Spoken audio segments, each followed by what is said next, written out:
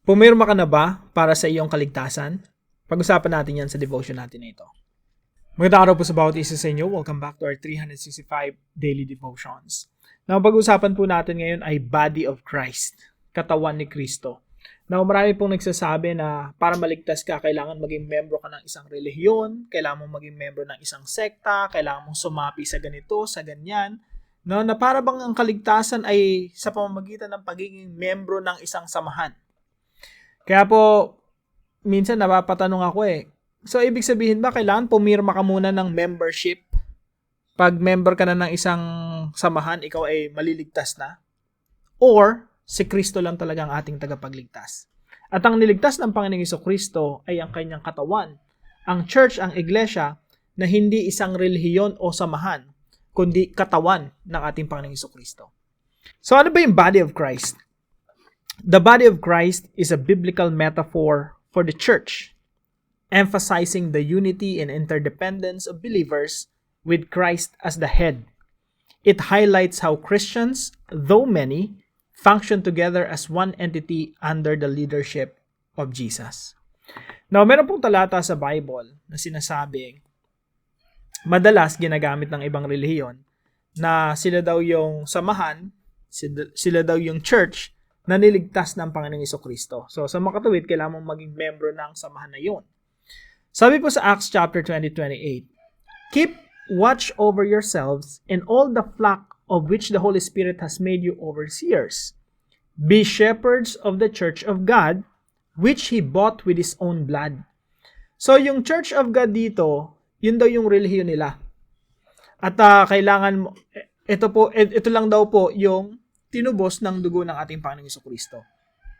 Now, gusto ko po linawin para sa devotion natin na ito na yung Church of God po dito na tinutukoy ay body of Christ, katawan ni Kristo, na kahit sinong tao sa mundo, basta nananampalataya sa Panginoong Jesucristo ay magiging membro ng kanyang katawan, magiging membro ng Church of God. Kahit na walang pinirmahan dokumento, kahit hindi umanib at sumapi sa isang relihiyon o isang samahan. Ang kailangan mo manampalataya sa Panginoong Jesucristo, automatic yon sa harapan ng Diyos, membro ka na ng katawan ng Panginoong Jesucristo. So, yung Church of God, it's not a religion, hindi yan asosasyon, samahan, o grupo ng mga tao o mga sekta. Ito ay katawan ng Panginoong Jesucristo. At kahit sino sa atin, kahit saan ka pa nag-church, ano pang pinupuntahan mo pag Sunday, pag nanampalataya ka sa Panginoong Jesucristo, kabilang ka na sa kanyang katawan. Now, sabi po dito sa Romans chapter 12, verse 4 and 5, "For just as each of us has one body with many members, and these members do not all have the same function, so in Christ, we, though many, form one body, and each member belongs to all the others." Kung paanong ang katawan ay binubuo ng maraming bahagi, at magkakaiba ang gawain ng mga ito, gayon din naman, kahit na tayo'y marami, nabubuo tayo sa iisang katawan ni Kristo at tayong lahat ay bahagi ng isa't isa. Now, ulitin ko po, wala itong kinalaman sa relihiyon o mga samahan o mga grupo, mga sekta. Ang kailangan mo lang ay manampalataya sa Panginoong Jesucristo sa ginawa niya doon sa krus ng Kalbaryo, kahit saan ka pagaling, kahit mag-isa ka na lang sa isla at wala ka ng mapipirmahang dokumento para maging member ng isang church, maliligtas ka pa rin because all you need is Jesus Christ. Magiging part ka ng katawan at iglesia ng ating Panginoon. Lahat po tayo na mananampalataya ng Panginoong Jesucristo, kahit ano pa yung lengguwahe mo, kahit saan ka pa nakatira sa anumang parte ng mundo, we are one family in Christ. As long as you believe in the Lord Jesus Christ, we are one family. Nakatuwang isipin, no? Kasi sa Biblia, meron lang isang katawan. Maraming mga miyembro. At dahil isang katawan lang tayo, meron po tayong isang dugo. Magkakadugo po tayong lahat. Tayo po ay isang pamilya. Tayo po ay pamilya ng Diyos. At ang dugong nananalaytay sa atin ay walang iba kundi ang dugo ng ating Panginoong Jesucristo, sapagkat ang dugo ng Panginoong Jesucristo ang nagbuklod sa ating lahat upang maging membro ng isang pamilya. At yan po ay pamilya ng Diyos. Wala pong kinalaman yan sa relihiyon. Ang relihiyon o pag-anib sa mga sekta ay kailanman hindi naging dahilan para tayo maligtas. Hindi ka magiging membro ng pamilya ng Diyos dahil umanib ka lang sa isang samahan. Dahil pumirma ka lang sa isang dokumento ng membership. Tayo po ay naging pamilya ng Diyos because of the Lord Jesus Christ. Wala na pong iba. Magkakadugo na tayo sa isang pamilya. Kaya mga kapatid, nakatuwa, no? Dito sa devotion natin na to, maraming nanonood. Siguro, by the thousands, yung nanonood dito sa devotion natin na to. Kaya kahit nasan lugar pa tayo, magkakadugo tayo. Magkakapamilya tayo. Membro tayo ng pamilya ng Diyos. Kaya kahit saan magpunta sa mundo, meron kang kapatid doon. Kapatid sa pananampalataya. Pangalawa po, we are ambassadors for Christ. Ano ba ibig sabihin ng body of Christ? No? So, yun yung unang meaning nun. Isang pamilya tayo. Walang sekta yan, walang reliyon, no? It's a family, katawan ni Kristo. Pangalawang meaning ng body of Christ, ibig sabihin, we are ambassadors for Christ. Ano ibig sabihin nun? Si Jesus Christ po kasi meron siyang katawan, physical na katawan. 2,000 years ago, pinanganak siya bilang tao. At bago siya umakyat sa langit, yung mga disipulo niya, isinugo niya bilang ambassadors. Ang maganda po sa Tagalog, kinatawan. No? Mas nagigets natin yung meaning eh. Kaya po pag tinignan niyo po dito sa 2 Corinthians chapter 5 verse 20, we are therefore Christ ambassadors. Sa Tagalog po, para kay Kristo. Kami nga ay mga kinatawan na waring ang Diyos ang namamanhik sa pamamagitan namin. Nagsusumamo kami alang-alang kay Kristo na makipagkasundo kayong muli sa Diyos. So tayo, ambassador sa Tagalog, kinatawan. Si Jesus, kinatawan niya tayo. Kumbaga, inire-represent natin ang Panginoong Jesucristo dito sa broken world, dito sa mga tao, dito sa mundo. At ang mensahe natin sa kanila, ito, makipagkasundo na kayo sa Diyos. Be reconciled to God. Kaya po bilang mga ambassadors, no, yan ang mensahe natin sa mga pamilya natin na malayo sa Panginoon. Kaibigan natin na hindi nakakilala sa Panginoong Jesucristo, namumuhay ng ayon lang sa sarili nilang kalooban. We want them to hear this message. Be reconciled to God. Manumbalik, makipagkasundo sa Diyos. And number 3 po, dahil katawan tayo ng Panginoong Jesucristo, we belong to the body of Christ. We continue the work of Christ. Kung ano po yung sinimulan niya 2,000 years ago, yun po ay pinagpapatuloy ng katawan ng Panginoong Jesucristo. Kasi po si Jesus, yung physical na katawan niya, umakyat na sa langit. Yung naiwan dito sa lupa, yun ang magpapatuloy ng ginawa ng Panginoong Jesucristo, sinimulan ng Panginoong Jesucristo. Kaya tinatawag yung church na body of Christ. Maraming membro, magkakaiba ng function, pero isa lang yung goal. I-build yung body of Christ. Build in love. I-build yung body of Christ, paramihin dito sa mundo, isaturate yung mundo, disipuluhin yung mga bansa, hanggang sa yung buong mundo, mapuno ng mga taong sumasamba at dumadakila kay Yahweh. That is the purpose and mission of the church. So mga kapatid, we belong to one body of Christ. Kaya po ito po yung isang isang application po natin sa mga pinag-aaralan po natin. Dahil tayo ay katawan ng Panginoong Jesucristo, sa isang iglesia, pag tinignan mo yung kapwa mo mananampalataya, isipin mo, membro yan ng katawan mo. Magkaisa kayo. So therefore, treat others as you would treat your own body. Kung paano mong inaalagaan ang iyong katawan, kung paano ayaw mong masaktan ang iyong katawan. Wala sa atin na gustong maghirap. Wala sa atin gustong saktan yung sarili natin at gusto natin magdalamhati, no? Wala sa atin na gusto paproblemahin yung sarili niyang katawan. Wala sa atin yung sinasabi sa katawan niya na hindi kita paliliguan, hindi kita tututbrusyan, hindi kita aalagaan. Lahat tayo inaalagaan natin ang ating katawan. We have to treat others the way we treat ourselves. Kung paano natin pinagmamalasakitan ng ating katawan, ganun din tayo magmalasakit sa ating kapwa.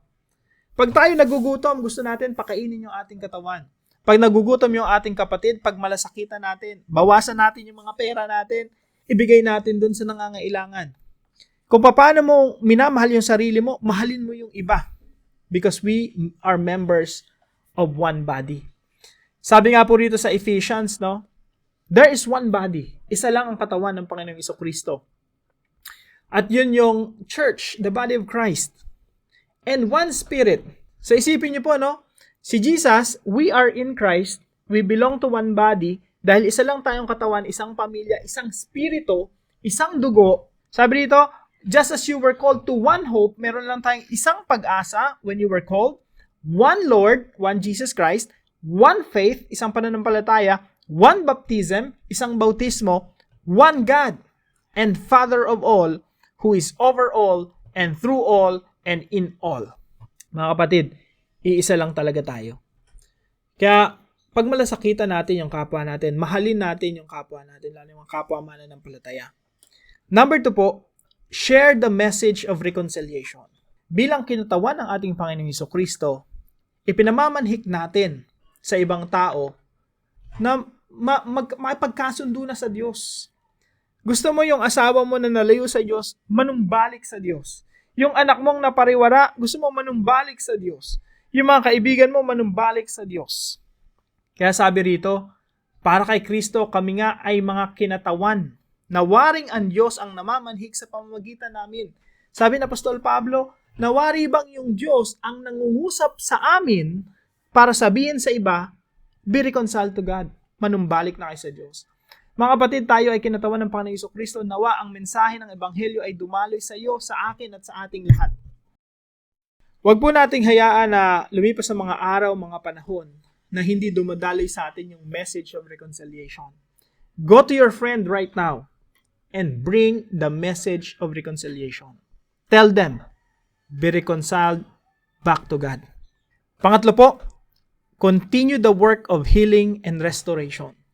Nakakalungkot lang isipin kasi maraming mga Kristiyano hindi na nga nakakatulong para umayos ang relasyon ng iba. Nakakasakit pa. Kapag ang ating mga sarili ay nagiging sanhi o instrumento na ang ibang tao ay masaktan, ang ibang tao ay malayo sa Diyos. Mga kapatid, pagsisihan natin yan. Talikuran natin yung ganyang attitude, gawain. Kasi po, hindi po yan ang sinimulan ng Panginoong Jesucristo. Again, bilang body of Christ, we continue the work of Jesus Christ. We continue what Jesus has started 2,000 years ago. And the work of Jesus Christ is healing, redemption, restoration. Kaya po, mga kapatid, ang gawain natin talaga, lahat patungo sa redemption. Lahat ng ginagawa ng ating mga kamay ay nakakatulong upang magkaroon ng pagsasaayos sa ating paligid. Kaya yung unang-unang naayos sa atin, yung ating sarili, yung ating relasyon sa asawa, relasyon sa mga anak, relasyon sa mga kaibigan natin, sa mga tao sa paligid natin.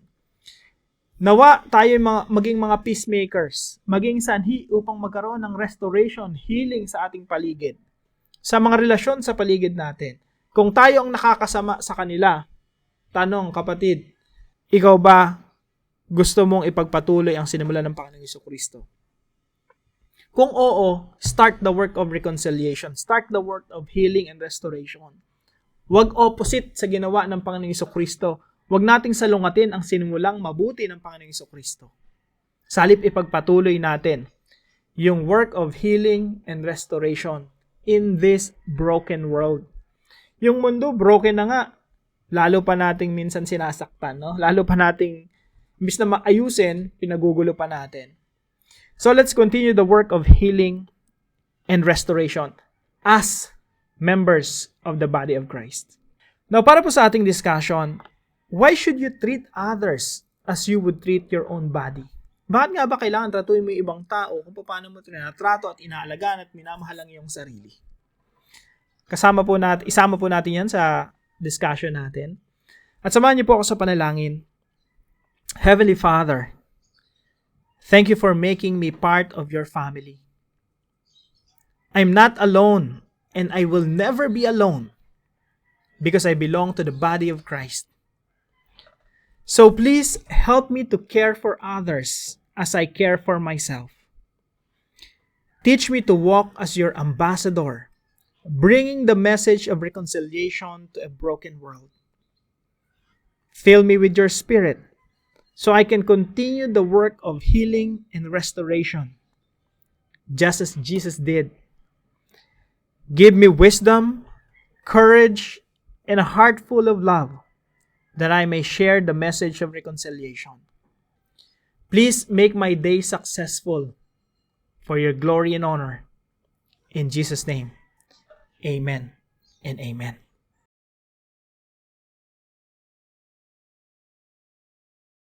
Maraming salamat po sa katuwang natin sa devotion natin na ito, si Brother Josefino. Pagpalain ka ng ating Panginoon kapatid. At kung kayo po ay may natutunan sa devotion natin na ito, ipalam nyo lang po sa comment section right below this video. And please share this devotion to your family and friends. God bless you po. See you po tomorrow 5 a.m. dito sa ating daily devotion.